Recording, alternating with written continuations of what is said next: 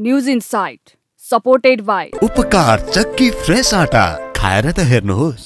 Plumber pipes र fitting टिकिरहन्छ चलिरहन्छ। स्वास्थ्य र शक्तिको लागि उपकार हनी।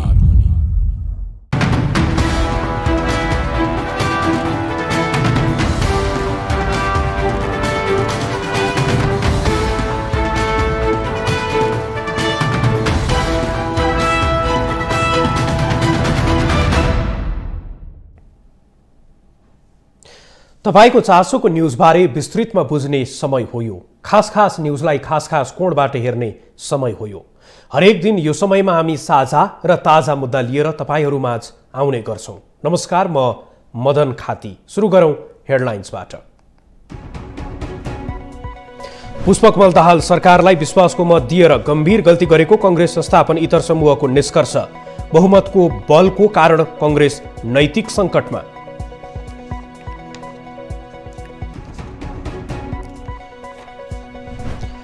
प्रतिनिधि सभामा आफू नै प्रमुख प्रतिपक्षी भएको नेमकिपाको दाबी। नेपाली कांग्रेसको दाबी कानूनी रूपमा आधारहीन भएको नेमकिपाको जिकिर।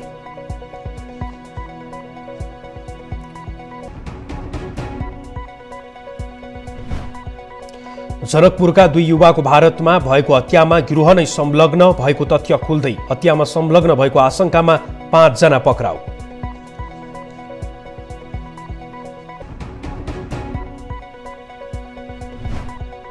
चुनाव लोसारकै दिन सुषमा तामाङले दिलाइन मुलुकलाई बक्सिङमा ऐतिहासिक सफलता। एसियाली स्तरको आधिकारिक बक्सिङमा नेपाली खेलाडी पहिलो पटक फाइनलमा।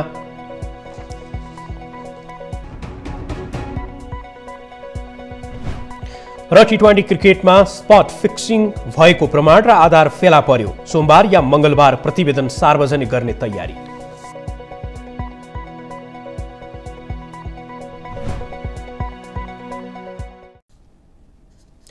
नेपाली कांग्रेसको संस्थापन इतर समूहले पुष्पकमल दाहाल सरकारलाई विश्वासको मत दिएर गम्भीर गल्ती गरेको निष्कर्ष निकालेको छ। आइतबार काठमाडौँमा बसेको संस्थापन इतर समूहको बैठकले बहुमतको बलमा लादिएको विश्वास मतको प्रकरणमा पार्टीभित्र छलफल चलाउने पनि भएको छ। पार्टीको अवस्था झन्झन नाजुक बन्दै गएको र प्रधानमन्त्री दाहालको सरकारलाई विश्वासको मत दिएर गम्भीर गल्ती गरेको निष्कर्ष पनि बैठकले निकालेको हो। पार्टीको ऐतिहासिक छवि यसपटक धुमिल भएको भन्दै बैठकले बहुमतको बलमा लादेको विश्वासको मतप्रति पार्टी संस्थापन पक्षसँग चित्त बुझ्दो जवाफ पनि माग्ने निर्णय गरेको छ। स्पष्ट दृष्टिकोण लिएर हिँड्ने सक्यो छैन भन्ने कुरा हरेक बुद्धिजीवीदेखि लिएर हाम्रा मतदातादेखि लिएर कार्यकर्ताहरू सबैले यो प्रश्न उठाइरहेका छन्। चौथो कुरा, कांग्रेस प्रतिपक्षमा बस्ने वा अझै पनि फिनी हराएको थाहा छैन, गाउँका कुरा मञ्च भने जस्तै राष्ट्रपति पाउँछु कि के पाउँछु भनेर हिँड्ने, त्यही हो कांग्रेसको इतिहास। त्यसका निम्ति कांग्रेस लडेको हो। यी तमाम प्रश्नहरूको बारेमा जवाब दिनको निम्ति केही छलफल गरौँ न बसेर। हरेक थाहा छ तपाईहरुलाई, गुड छन्, उपगुड छन्, सबै ठाउँ छन्। कांग्रेस किन कन्फ्युजनमा छ, किन स्पष्ट दृष्टिकोण लिएर हिँड्ने सक्यो छैन भन्ने कुरा हरेक बुद्धिजीवीदेखि लिएर हाम्रा मतदातादेखि लिएर कार्यकर्ताहरू सबैले यो प्रश्न उठाइरहेका छन्। चौथो कुरा, कांग्रेस प्रतिपक्षमा बस्ने वा अझै पनि फिनी हराएको थाहा छैन, गाउँका कुरा मञ्च भने जस्तै राष्ट्रपति पाउँछु कि के पाउँछु भनेर हिँड्ने, त्यही हो कांग्रेसको इतिहास। त्यसका निम्ति कांग्रेस लडेको हो। यी तमाम प्रश्नहरूको बारेमा जवाब दिनको निम्ति केही छलफल गरौँ न बसेर। हरेक थाहा छ तपाईहरुलाई, गुड छन्, उपगुड छन्, सबै ठाउँ छन्। पार्टी सभापति शेरबहादुर देउबाले अघि सारेको प्रस्तावमा बहुमतको निर्णय मान्दा पार्टीका सबै सांसद बाध्यतामा परेको निष्कर्ष पनि निकालिएको छ। कांग्रेस अहिले सत्तापक्ष हो कि प्रतिपक्ष भन्ने जटिल प्रश्न उठेको बेला संस्थापन इतर समूहको भेलाले पार्टीको हरेक विषयमा अब गम्भीरताका साथ कदम चाल्ने सहमति पनि जुटाएको छ।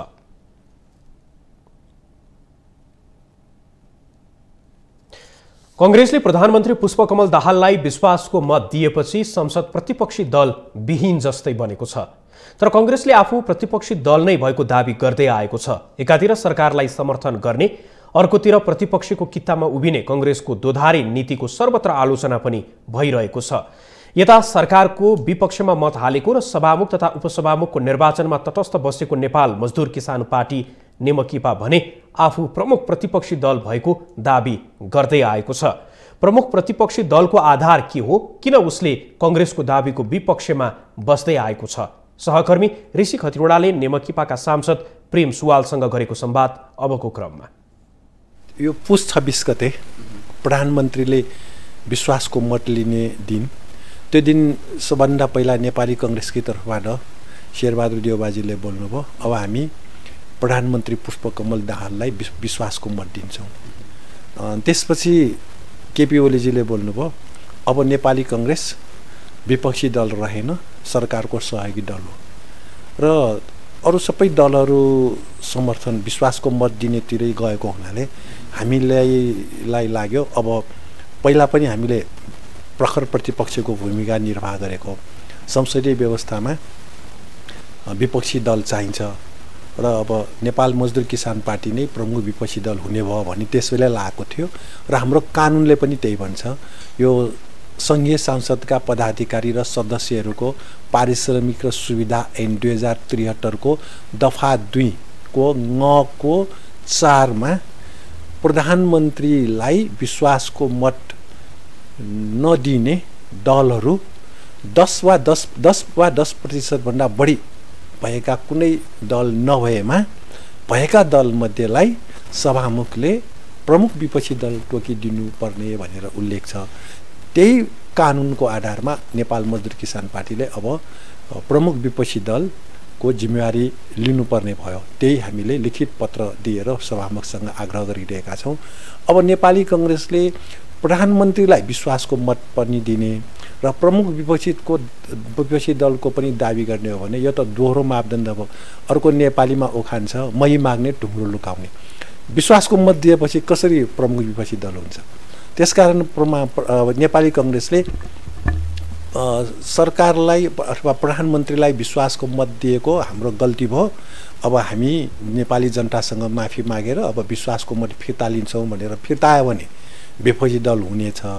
होइन भने नेपाली कङ्ग्रेसले विपक्षी दलको दाबी गर्ने कुनै कानुनी राजनीतिक र व्यवहार त कुनै आधार छैन। तर उसले त भनिरहेको छ हामी संसदको सबैभन्दा ठुलो दल प्रतिपक्षी दल भनेर भनिसकेको छ। यदि प्रतिपक्षीको भूमिका दिएन भने चाहिँ अदालतसम्म जान्छु पनि भनिरहेको छ नि।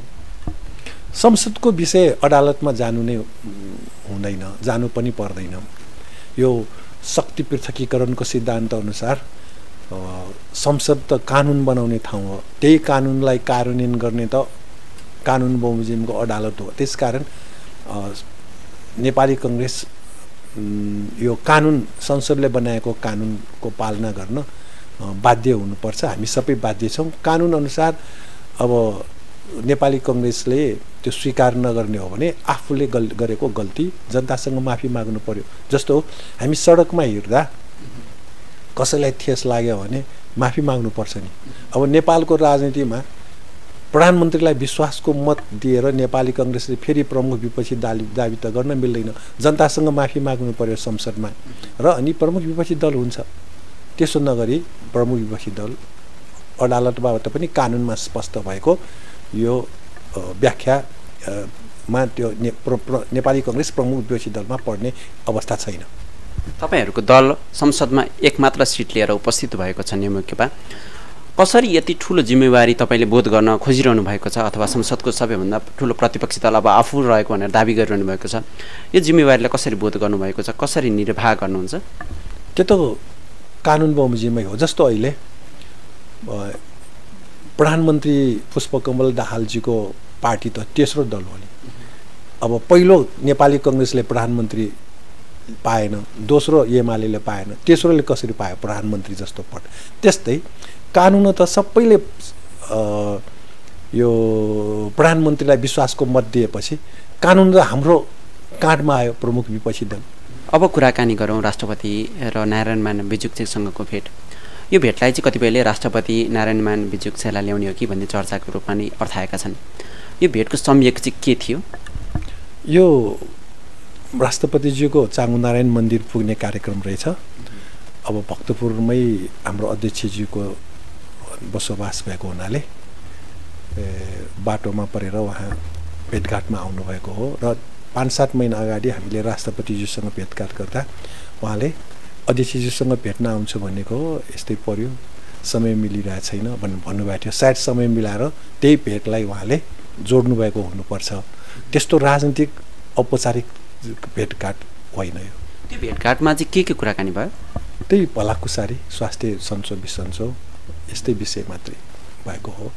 र अब जहाँसम्म हाम्रो पार्टी सरकारमा जाने विषय, हामीले पुँजीवादी सरकारबाट देश र जनताको हित नहुने हुनाले र जनताले पनि अहिले हामीलाई मत सरकारमा जाने गरी नदिनु भएकोले हाम्रो अहिले प्रतिपक्षमै बस्ने हो। देश र जनताको सेवा प्रतिपक्षमा बसेर पनि गर्न मिल्छ। फेरि संसदीय व्यवस्थामा त प्रमुख विपक्षी त चाहिन्छ कि यो पञ्चायत जस्तै ल्याउन खोजेको हुनु पर्यो, फेरि निर्दलीय ल्याउनु सबैले प्रधानमन्त्रीलाई समर्थन गर्ने भनेको त्यही हो। र अर्को यो पश्चिमी राजनीतिक प्रणाली, संसदीय व्यवस्था, विपक्षी दल हुने बन्दोबस्त अब त्यो समाप्त भयो। चीनमा जस्तो त्यहाँ पनि 8वटा राजनीतिक दल छ, चिनिया कम्युनिस्ट पार्टी बाहेक। ती दललाई त्यहाँ मित्र पार्टी र सहयोगी दल भन्ने रहेछ। अब केपी ओलीजीले त शेरबहादुर देउवाजीलाई शेरबहादुर देउवाजीको नेपाली कांग्रेस अब विपक्षी दल भएन, सहयोगी दलै हो सरकारको भन्नुभयो हो कि त्यो पूर्वीय राजनीतिक प्रणालीमा जान खोजेको हुनु पर्यो कि पञ्चायतको पुनर्स्थापना हुन खोजेको हुनु पर्यो, त्यो बाहेक त अर्को नहोला। त्यसकारण हामीले यो सरकारमा, पुँजीवादी सरकारमा हामी नजाने र अहिलेको समयमा प्रमुख विपक्षी दलको जिम्मेवारीलाई निर्वाह गर्ने। ठ्याक्कै विदेशी हस्तक्षेपको कुराहरू पनि तपाईँहरूले पटक पटक उठाइरहनु भएको छ। सबै दल एकै ठाउँमा आइरहँदा तपाईँहरू प्रतिपक्षमा रहिरहनु भएको छ। यो भूमिकालाई चाहिँ विदेशीहरूको हस्तक्षेपको रूपमा चाहिँ कुन रूपमा अर्थ हुन सकिन्छ? कुनै देश अथवा कुनै विदेशी हस्तक्षेप छ यो अहिलेको संयोगमा? अस्ति संसदमा 26 गते, पुस 26 गते प्रधानमन्त्री पुष्पकमल दाहालजीले भन्नुभयो 60 सालमा पनि सहकार्य भएको हो अरे। 60 साल भनेको के हो? दिल्ली सम्झौता हो। काङ्ग्रेस, राणा र राजालाई यो सहकार्य चाहिँ कसले गराएको? दिल्लीले। 60 साल पनि सहकार्य भएको हो, अहिले पनि त्यस्तै हुन्छ भन्नुको अर्थ अहिलेसम्म चाहिँ दिल्लीको प्रभाव छ भनेर स्वीकार गर्नुभयो। उहाँहरू त सशस्त्र द्वन्द्वमा भारतमै बस्नुभएको हो, लडाकुहरूलाई भारतमै तालिम, र त्यसपछि रामराजा प्रसाद सिंहलाई 65 सालमा माओवादीले राष्ट्रपतिको उम्मेदवार बनाउनु भयो। त्योभन्दा अगाडि भारतीय राजदूतले रामराजा प्रसाद सिंहलाई तपाईँको कार्डमा ठुलो जिम्मेवारी आउँदैछ भनेर बढाइदिनु भयो। भनेपछि भारतको संलग्नता नेपालको राजनीतिमा देखिन्छ र त्यसमा नेपालका सरकारमा जाने पार्टीहरू प्रभावित भएको देखिन्छ। यो महत्त्वपूर्ण समय र समाजका लागि धेरै धेरै धन्यवाद। हस्, धन्यवाद। तामाङ समुदायले आज सोनाम लोसार मनाएको छ। सोनाम लोसारका अवसरमा उनीहरूले बाघ वर्ष पूरा गरी बिरालो वर्षलाई स्वागत गरेका छन्। उनीहरूले आजको दिनलाई विभिन्न कार्यक्रम गरी भव्य र सभ्य रूपमा मनाएका छन्। एक रिपोर्ट। हाम्रो नाच हुन्छ, रमाइलो वारी दोहोरी गाना पनि हुन्छ, स्वागत गर्ने कार्यक्रम पनि हुन्छ, यसबाट सांस्कृतिक पनि हुन्छ।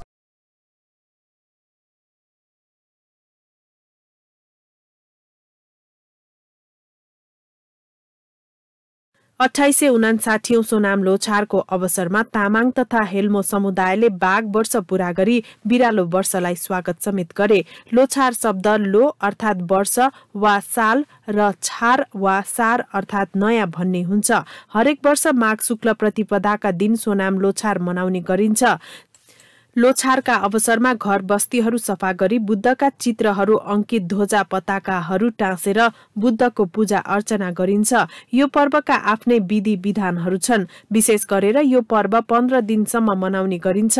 यसलाई कतिपय स्थानमा 1 महिनासम्म मनाउने प्रचलन पनि रहेको छ। सोनाम लोछारको अवसरमा काठमाडौँको टुडी खेलमा भने बेग्लै रौनक देखिन्छ।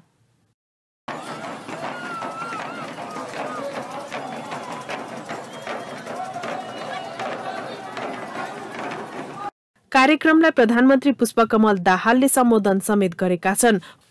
उक्त कार्यक्रममा प्रधानमन्त्री दाहालले कला तथा संस्कृति क्षेत्रमा तामाङ समुदायको विशिष्ट पहिचान रहेको बताए। उनले देश बहुजातीय, बहुभाषिक, बहुसांस्कृतिक र बहुधार्मिक हुनु नै नेपाल र नेपालीका लागि गौरवको विषय भएको उल्लेख गरे। नेपालको राष्ट्रिय संस्कृतिको एउटा कडी लोछार परम्परा र तामाङ संस्कृति हो। यो लोछार परम्परा विश्वकै सबभन्दा पुरानो सांस्कृतिक परम्परा पनि मानिएको छ। त्यहाँ हामी सबैले गर्व गर्नुपर्दछ। यसमा लोछार पर्व केवल तामाङको मात्र होइन, यो राष्ट्रिय र अन्तर्राष्ट्रिय पर्व पनि हो। मैले सुरुमै भनिसकेँ। तर विगतको गलत परम्पराको ठाउँमा अब राष्ट्रिय संस्कृतिलाई जगेर्ना गर्ने एउटा नयाँ परम्पराको सुरुवात भएको छ। यसलाई अझ विकसित गर्ने, परिमार्जित गर्ने तपाईँ हामी सबैको जिम्मेवारी छ। 12वटा पशुपक्षीको नामबाट 12 लोको नाम राखिएको हुन्छ।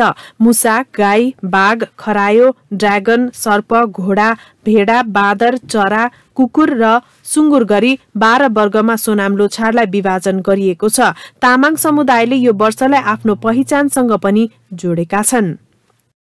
हाम्रो पहिचानलाई माटोमा घोप्ट्याएर विदेशबाट अरबौंको रक्सी ल्याएर चेयर्स गर्ने छुट कसले दिएको छ? कुन कानूनले दिएको छ? त्यसैले यो वर्तमान सरकारले त्यो सबै कानूनहरू च्याटचुट पारेर तामाङहरूको पहिचान बोकेको, जनजातिहरूको पहिचान बोकेको यो बोतल कोदोको रक्सीलाई ब्रान्डिङ गरेर हामीले खाने भने होइन। अरू देशको हामीले खान मिल्छ भने हाम्रो देशको कोदोको रक्सी बाहिर विदेशमा बेच्न मिल्छ कि मिल्दैन? समृद्धि त्यही छ। त्यसैले यो समृद्धिको अभियानमा लाग्ने हो भने लोछारको सार्थकता हुन्छ। सोनाम लोछार किसानहरूले बालीनाली उठाएपछि मनाइने चाड हो। तामाङहरूले लोछार नयाँ वर्षको आरम्भको रूपमा मनाउने पर्व हो। सोनाम लोछारको अवसरमा आइतबार सरकारले सार्वजनिक बिदा समेत दिएको छ। देश विदेशमा रहेका तामाङ समुदायले आइतबार धुमधामका साथ नयाँ वर्ष मनाए। बाघ वर्ष अन्त्य र बिरालो वर्षको स्वागतमा काठमाडौँको टुँडी खेलको अवस्था पनि उल्लासमय थियो। सोनाम लोछारमा का अवसरमा हामीले टुँडी खेलमा उपस्थित भएका सर्वसाधारणलाई सोधेका थियौं, यो नयाँ वर्ष कसरी मनाउनुहुन्छ? सुनौ उनीहरूको जवाफ उनीहरूकै शब्दमा। हाम्रो नाच हुन्छ, रमाइलो वारी दोहोरी गाना पनि हुन्छ, स्वागत गर्ने कार्यक्रम पनि हुन्छ, यसबाट सांस्कृतिक पनि हुन्छ। यो तामाङको चाहिँ नि बिहे गर्ने बेलामा अथवा त्यो चाहिँ नि छेवार हरेक चिजमा, बर्थडेहरूमा सबैमा चाहिँ यो मौलिकको चाड उहिले पुर्खौली बाजेहरूले चाहिँ नि राखेको यो ताम्बा डम्फु, यो डम्फु नभइकन हाम्रो कुनै कार्यक्रम पनि चल्दैन। त्यसैले यसलाई चाहिँ नि जहिले नि जोगाउनु पर्छ। यो संस्कृति, यो सांस्कृतिक, यो एउटा आफ्नो कल्चर हो। यो चाहिँ खासमा काठमाडौँको उपत्यकामा चाहिँ तामाङहरू टुँडी खेलमा आएर मनाउने गर्छ। हाम्रो गाउँघरतिर चाहिँ चेलीबेटीहरूलाई एकै ठाउँमा बोलाएर मनाउने गरिन्छ। तामाङको त अब यस्तो यो पिउनेदेखि लिएर खानेदेखि लिएर भोज भतेर चलन गरिन्छ। तर यतातिर चाहिँ खासै त्यस्तो केही पनि छैन। यसो बाहिर आयो, यसरी के भन्छ, एक ठाउँमा सबैजना एकै ठाउँमा झुमेर हेऱ्यो, रमाइलो गर्यो, त्यति नै हो। तामाङ लोछारमा हाम्रो झाँग्रीहरू नाचगान तथा तामाङ समाजले मनाउने एउटा चाडपर्व सोनाम लोछार, झाँग्री नाच पनि गरिन्छ अनि यहाँ लामा नाच पनि गरिन्छ। गाउँघरमा चाहिँ यता चाहिँ छैन, अहिले झाँग्री नाच मात्रै छ। अनि सेलरोटी बनाउनेदेखि लिएर तरुलहरू सबै गरेर परिवार पनि कहिलेकाहीँ भेटघाट हुन्छ, कुनैको चाहिँ हुँदैन। पशुपङ्खीहरूको नाम हुन्छ यसमा चाहिँ, होइन? बिरालो वर्ष, चरा वर्ष, कुकुर वर्ष भन्ने हुन्छ। यसमा चाहिँ 12वटा लो हुन्छ। लोभित्रमा चाहिँ हामीले चाहिँ लो फेरिन्छ। हामी नेपाली हिसाबले चाहिँ नयाँ वर्ष भयो। हाम्रो यो तिब्बत हिसाबले यो हाम्रो तामाङको चाहिँ यो अहिले माघमा फेरिन्छ। हामीले माघबाट हेरिन्छ, हाम्रो पात्रो हेरेर चाहिँ। सोनाम लोछार हामी सबैको यो राष्ट्रिय पर्व हो, सबैको चाड हो। जसरी तामाङ, शेर्पा, हेल्मो जातिहरूको लागि चाहिँ एउटा राष्ट्रिय पर्वको रूपमा यो हामीले मनाउँदै आएका छौँ। अनि आफ्नो देशमा मनाउने सबै चाडपर्वहरू चाहिँ आफ्नै जस्तो लाग्छ। चाडबाड र संस्कृतिको गौरवशाली निरन्तरतालाई ललितपुरको ठेचोले पनि धान्दै आएको छ। नवदुर्गा नाच सुरु भएदेखि नै ठेचो दर्जन बढी नियमभित्र बाँधिन्छ। यी सबै बन्धनलाई फुकाउँदै 6 महिनादेखि सञ्चालित 12 वर्षे नवदुर्गा नाचले आइतबार राति 11 बजेदेखि विश्राम लिँदैछ। एक रिपोर्ट।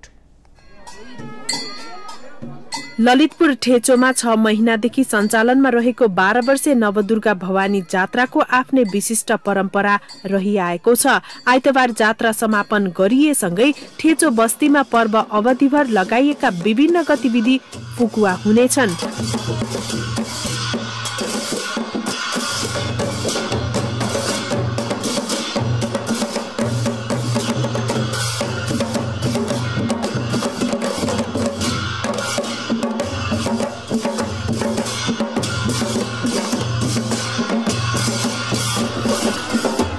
ललितपुरको गोदावरी नगरपालिका वडा नम्बर 12 मा रहेको ठेचोमा 12 वर्षे जात्रा प्रारम्भ भएसँगै भोज भतेर, विवाह, व्रतबन्ध जस्ता कार्यमा लगाइएको निषेध हट्नेछन्। गत साउन 10 गते नवदुर्गा मन्दिरको मूल ढोकामा विधिपूर्वक तालचा लगाएसँगै जात्रा सुरु भएको थियो। बाजा बजाउनु कुनै पनि हुँदैन, घन्टी बजाउनु हुँदैन। अब यहाँ हाम्रो क्षेत्रको 12 वर्ष नसकेछ मलाई, तर आजदेखि पुग्यो। जस्तै के अरे बाजा साजा भनौँ न, नाच गाना कुनै पनि गर्नु हुँदैन, खुट्टा झुनेर त्यहाँ बस्नु हुँदैन। त्यो त्यहाँ बस्यो भने यसो खुट्टा गरेर उपरी खुट्टा लगाउनु हुँदैन। यो धेरै अरू नियम छ यो क्षेत्रमा के।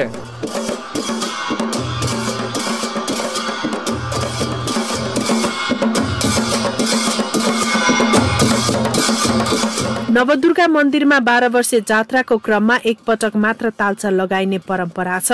पार्टी वा अन्य ठाउँमा बस्दा खुट्टा झुन्ड्याएर बस्न, परदेशीलाई बास बसाल्ने गरी पाहुनाको सत्कार गर्न, राति हिँडडुल गर्न, सिटी, ताली, घण्ट बजाउन नपाइने नियमहरू लगाइने चलन छ। साथै नवदुर्गा गुठीको बाजा बाहेक अन्य बाजागाजा बजाउन नमिल्ने परम्परा छ। यी बन्देजहरू नवदुर्गा गुठीको धुख नामक नाच सम्पन्न नभएसम्म लागू हुने चलन छ।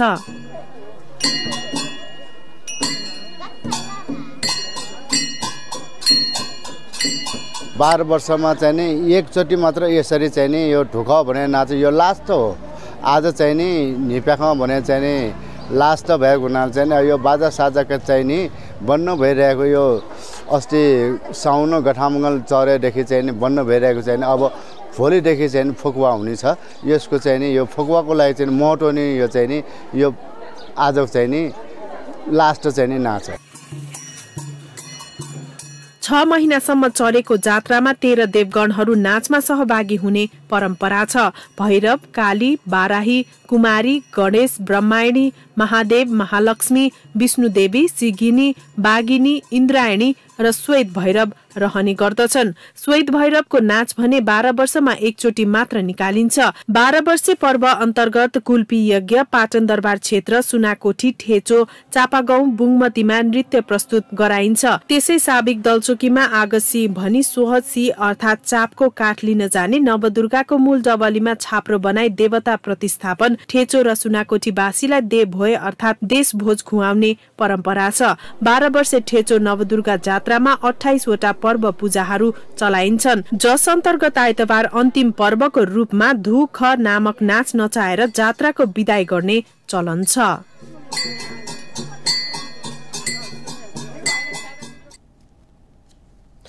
तपाईलाई न्यूजमा पुनः जोड्नेछौं।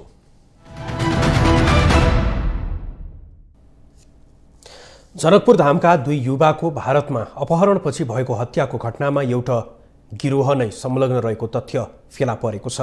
भारतमा बेपत्ता पारिएका 13 भारतमा बेपत्ता पारिएको 13 दिनपछि शव खेतमा गाडेको अवस्थामा फेला परेपछि दुवै देशका प्रहरीले बढाएको अनुसन्धानमा हत्यामा गिरोह नै सक्रिय रहेको तथ्य फेला परेको हो। हत्याको आशंकामा नेपाल प्रहरीले आइतबार 2 जनालाई नियन्त्रणमा लिएको छ। पक्राउ पर्नेमा किसान कुमार पण्डित र मुकेश पासवान रहेको जिल्ला प्रहरी कार्यालय धनुषाले जनाएको छ।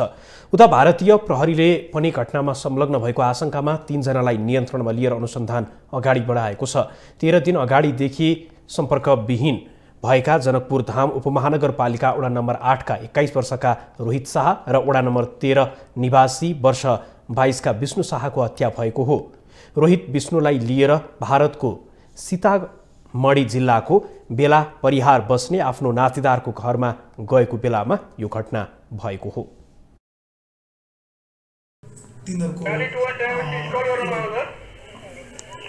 देश भारत बिहार राज्य सीतामढ़ी जिला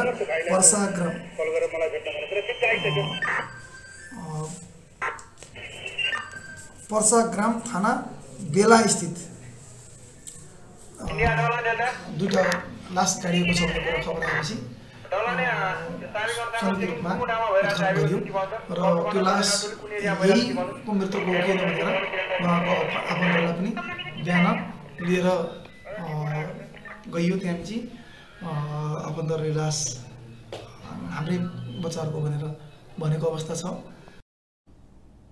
रोहित र विष्णु सम्पर्कविहीन भएको अवस्थामा गत सोमबारसम्म विष्णुका परिवारलाई फिरौतीको मागसहित भारतीय नम्बरबाट फोन आएको थियो। सुरुमा 20 लाख मागेका अपहरणकारीले विष्णुको परिवारले 20 लाख दिन राजी भएपछि अपहरणकारीले पुनः 50 लाखको माग गरेको पीडित पक्षको परिवारले बताएको छ।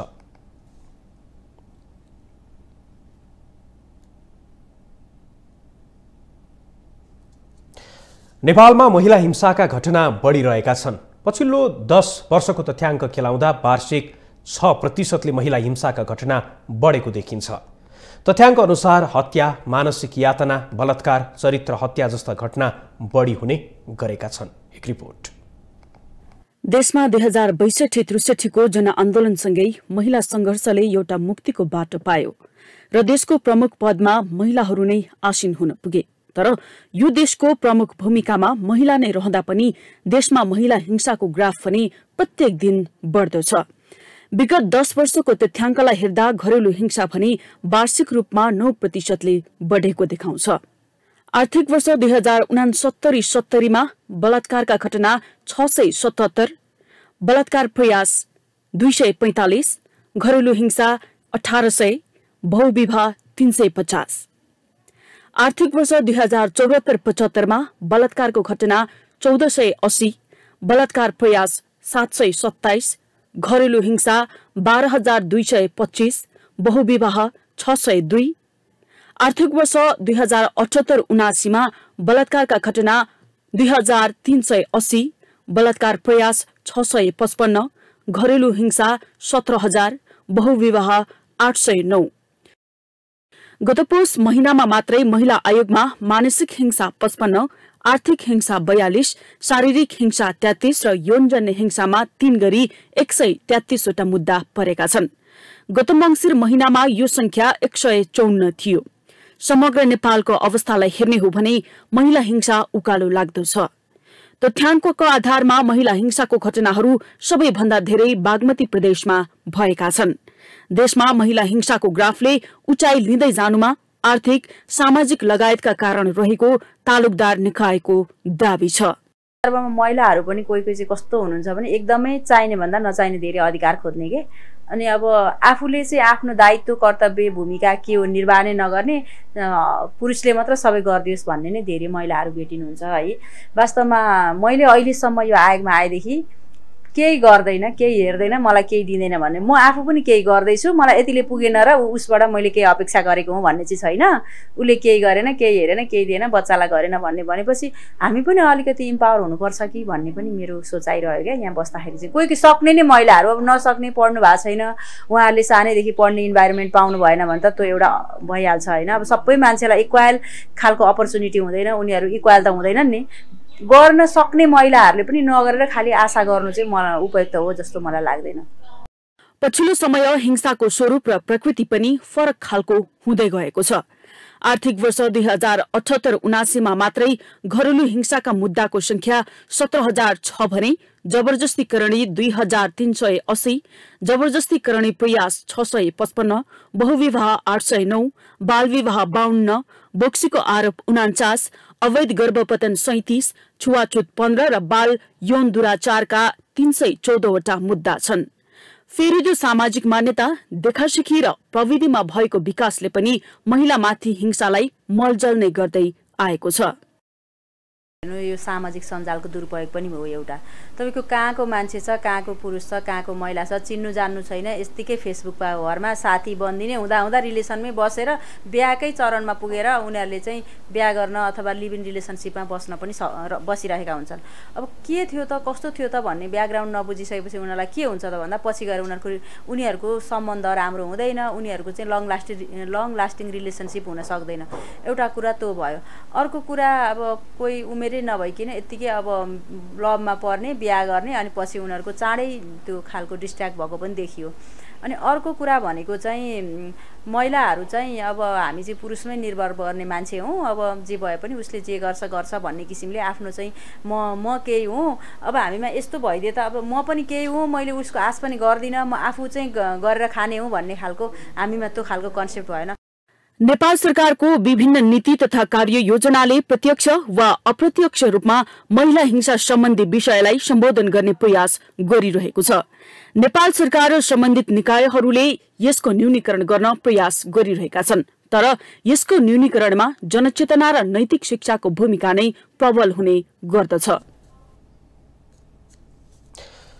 चिसो महिनामा पहाडका डाँडाहरू सेताम्य हुनुपर्ने हो, तर अहिले हिमाल छेउछाउका डाँडाहरू काला पत्थर जस्तै देखिन्छ। पश्चिमी न्यूनचापीय प्रणाली कमजोर हुँदा पानी परेको छैन, जसले सुन्दर देखिने डाँडाहरू आवरण विहीन देखिन्छन्। एक रिपोर्ट। यो स्थान सिन्धुपाल्चोक र नुवाकोटको सीमा क्षेत्र हो। दृश्यमा चमार, गणेशदुई, लाजो डाँडा, पबिल, याङ्ग्रा, साला सुङ्ग्रो जस्ता हिमाल देखिएका छन्। विगतका चिसो याममा यी डाँडाहरू सेताम्य हुन्थे, तर अहिले अवस्था ठिक उल्टो छ। काला पत्थर मात्रै देखिन्छन्, डाँडा उजाड देखिन्छन्। हिउँद यामको पहिलो 1.5 महिना मुलुकभर सुक्खा भएको छ। शनिबार राति कर्णालीका हिमाली भेगमा हिउँ फुसफुसाए पनि अधिकांश ठाउँमा मङ्सिर यता वर्षा भएको छैन। मध्य हिउँदमा पुगिसक्दा 1-2 ठाउँ बाहेक हिमपात पनि हुन सकेको छैन। विगत वर्षहरूमा यति बेला सेताम्य देखिने हिम श्रृङ्खलाहरू माग लागिसक्दा पनि काला पत्थर जस्तै बनेका छन्। यसो हुनुको मूल कारण हो पश्चिमी न्यूनचापीय प्रणाली कमजोर हुनु। उक्त प्रणालीले हिउँदमा वर्षा गराउने गर्छ, तर यो हिउँदमा न त बलियो प्रणाली भित्रिएको छ, न त भित्रिएको प्रणालीले पानी नै पार्न सकेको छ। पानी पर्दा चिसो बढ्ने र हिउँ पर्ने हुन्छ, तर त्यसो हुन सकेको छैन। वर्षभरिको हेर्दाखेरि चाहिँ यो तथ्याङ्कले के बताउँछ भन्दाखेरि अनुसन्धानबाट यो बढी वर्षा भनेको चाहिँ यो मनसुन समयमा हो हैन। मनसुनको जस्तो त्यस्तो अथवा प्री मनसुन जस्तो त्यसो लगातार दिनदिनै वर्षा हुने यस्तो खालको चाहिँ हुँदैन। हिउँदयाममा त्यसै पनि कम वर्षा हुन्छ र कहिलेकाहीँ यसरी हिउँदयाममा आउने चाहिँ प्रणालीहरू वर्षा गराउने सिस्टम भनेको अलिक टाढा टाढाबाट आउनुपर्छ, उपल्लो वायुमण्डल हुँदै। अझ यसको मुख्य स्रोत भनेको त भूमध्य सागरदेखि नै आउनुपर्ने हुन्छ जलवाष्पहरू हैन। त्यसले गर्दा यो वर्ष त्यस्तो खालको चाहिँ प्रणालीहरू अलिअलि चाहिँ आयो, 1-2वटा चाहिँ अहिलेसम्म आउँदाखेरि, तर त्यति चाहिँ जलवाष्पयुक्त थिएन। त्यो चाहिँ त्यति शक्तिशाली थिएन, जसले गर्दाखेरि त्यति चाहिँ हिमपात वर्षाहरू गराउन सकेन। हिउँदमा वर्षा गराउन आवश्यक पर्ने जलवाष्पयुक्त हावा नेपाल भित्रिएको मौसम विभागको अनुमान छ, जसले बुधबारसम्म पानी पर्न सक्छ। बुधबार, बिहिबार, शुक्रबार, शनिबारसम्ममा चाहिँ देशभरि बदली रहने, सामान्यदेखि पूर्ण बदली हुने, जसले गर्दाखेरि उच्च हिमाली भूभागका धेरै स्थानहरूमा चाहिँ हल्कादेखि मध्यम खालको हिमपात पनि हुन सक्ने देखिन्छ। विशेष गरेर हिमपातको मात्रा चाहिँ पश्चिमको क्षेत्रमा चाहिँ पश्चिम उच्च हिमाली भूभागमा चाहिँ हिमपातको सम्भावना रहन्छ। साथसाथै पहाडी भूभागमा पनि हल्का वर्षाको सम्भावना चाहिँ रहने देखिन्छ अब आउने हप्तामा चाहिँ। पानी नपर्दा हिमालमा हिउँ थपिएको छैन भने हिउँदमा मात्रै हिउँ पर्ने स्थान नाङ्गो छ। जलवायु परिवर्तनको असरले पनि मौसमी प्रणालीमा धेरै असर परेको हुन्छ। मौसमको चक्रमा मानिसको स्वार्थ मिसिँदा सुन्दर देखिने यी पहाड उजाड बनेका छन्। समग्र विश्व नै सचेत हुनुपर्नेछ। तपाईलाई न्युजमा पुनः जोड्नेछौँ। सोनाम लोसारकै दिन नेपाली महिला मुक्केबाज सुषमा तामाङले बक्सिङमा मुलुकलाई ऐतिहासिक सफलता दिलाएकी छिन्। थाइल्यान्डमा जारी ASBC अन्डर-22 महिला र पुरुष बक्सिङ च्याम्पियनसिपको 48 केजी तौल समूहको स्पर्धामा तामाङले फाइनल यात्रा तय गरेकी हुन्। उनले सेमिफाइनलमा मङ्गोलियाकी प्रतिद्वन्दी बाइसेनभाइ जनरुगलीलाई RSC का आधारमा पराजित गर्दै स्वर्णको छिनोफानोका लागि फाइनलमा प्रवेश गरेकी हुन्। एसियाली स्तरको आधिकारिक प्रतियोगितामा नेपाली मुक्केबाजले फाइनल यात्रा तय गरेको यो पहिलो अवसर हो। अब उनले बुधबार स्वर्ण पदकका लागि उज्बेकिस्तानकी फुजिलोभा फाजोनासँग खेल्नेछिन्। यसअघि सुषमाले क्वार्टर फाइनलमा भियतनामकी फाङ थी किनहानलाई पराजित गरेकी थिइन्। प्रतियोगितामा नेपालबाट 3 महिला र 3 पुरुष खेलाडीको सहभागिता रहेको छ।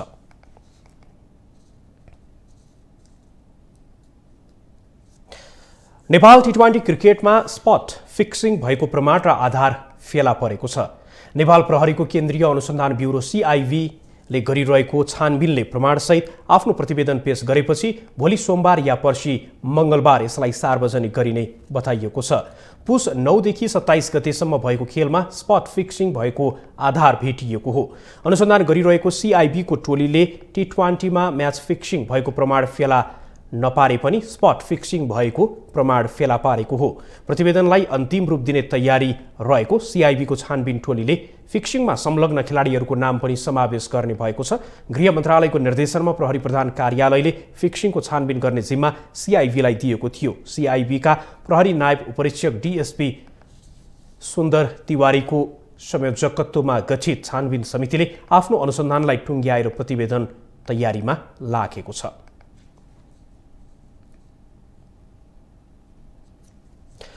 भारतमा प्रधानमन्त्री नरेन्द्र मोदीमाथि निर्माण भएको वृत्तचित्र प्रसारणमा रोक लगाइएको छ। भारतको सूचना तथा प्रसारण मन्त्रालयले प्रधानमन्त्री नरेन्द्र मोदीमाथि BBC ले निर्माण गरेको वृत्तचित्रको पहिलो एपिसोडलाई YouTube र ट्विटरमा रोक लगाउन आदेश दिएको हो। मन्त्रालयले उक्त भिडियोको लिङ्क शेयर गर्ने ट्विटर पोस्टहरूलाई पनि हटाउन निर्देशन समेत दिएको छ। BBC ले गत मंगलबार 2 श्रृङ्खलाको भारत द मोदी प्रश्न नामक डकुमेन्ट्रीको पहिलो श्रृङ्खला बेलायतमा प्रसारण गरेको थियो। वृत्तचित्रको पहिलो भागमा मोदी राजनीति प्रवेशका सुरुवाती कदम देखाइएको छ, जसमा उनी भारतीय जनता पार्टी अर्थात् भाजपाका विभिन्न महत्त्वपूर्ण ओहदामा अघि बढ्दै पश्चिम भारतीय राज्य गुजरातको मुख्यमन्त्रीमा नियुक्त हुँदासम्मका विकासक्रम देखाइएको छ। उक्त वृत्तचित्रले यसअघि सार्वजनिक नभएका प्रतिवेदनहरू प्रस्तुत गरेको बताइएको छ।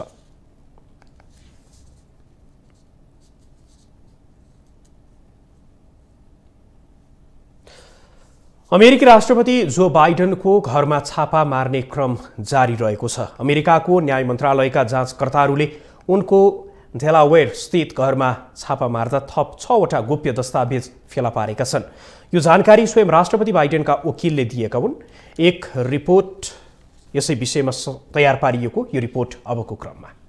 गत शुक्रबार पनि राष्ट्रपति बाइडेनको बेल्मिङटन स्थित घरमा छापा मार्दा केही दस्तावेज फेला परेको थियो, जुन दस्तावेज बाइडेन उपराष्ट्रपति र सेनेटर हुँदाको अवस्थाका हुन्। बाइडेनका वकिल वाबा बाबराका अनुसार बाइडेन स्वयंले लेखेको नोटहरू र उनका नजिकका निजी विषयहरू पनि समाहित छन्। राष्ट्रपति बाइडेनको घरमा छापा मारी र जाँचबुझ कार्य 13 घण्टासम्म चलेको थियो, जतिखेर राष्ट्रपति बाइडेन र अमेरिकी फर्स्ट लेडी घरमा थिएनन्। बाबरका अनुसार राष्ट्रपति र उपराष्ट्रपति हुँदाका बखत दस्तावेजहरूमाथिको छानबिनका लागि न्याय मन्त्रालयले अनुमति दिएको हुनुपर्छ। यस्तै गोप्य दस्तावेज नोभेम्बर 2 का दिन पेन बाइडेन सेन्टरमा पनि फेला परेको वकिल बाबरले जानकारी दिए। यस्तो थिङ्क ट्याङ्क सेन्टर राष्ट्रपति बाइडेनले वाशिङटनमा पनि स्थापना गरेका थिए। त्यहाँबाट पनि डिसेम्बर 20 र जनवरी 12 मा यस्तो दस्तावेजहरू फेला परेको थियो। राष्ट्रपति बाइडेनकोबाट जति दस्तावेज भेटिएका छन् ती सबै नेशनल आर्काइभ र न्याय मन्त्रालय समक्ष बुझाइएको छ। यी दस्तावेजहरूमाथि छानबिन र अध्ययनका लागि स्पेस काउन्सिल रोबोटहरूलाई नियुक्त गरिएको छ। उनले यी दस्तावेज अध्ययन गरेर के गर्ने भन्ने बारे निर्णय सहितको सुझाव दिनेछन्। यसअघि गरिएको यस्तै छानबिनमा पूर्व राष्ट्रपति डोनाल्ड ट्रम्पको निवासबाट पनि संयोग गोप्य दस्तावेज फेला परेको थियो, जुन गलत तरिकाले राखिएको थियो। देश विदेशका यस्तै विभिन्न विषयवस्तुसँग हामी तपाईलाई जोडिरहनेछौँ न्युज इनसाइटमा। नमस्कार।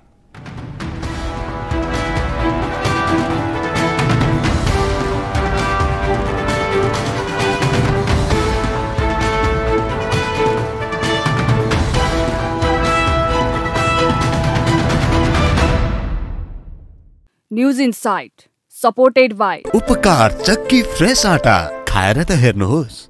कम्बर पाइप्स र फिटिङ टिकिरहन्छ चलिरहन्छ।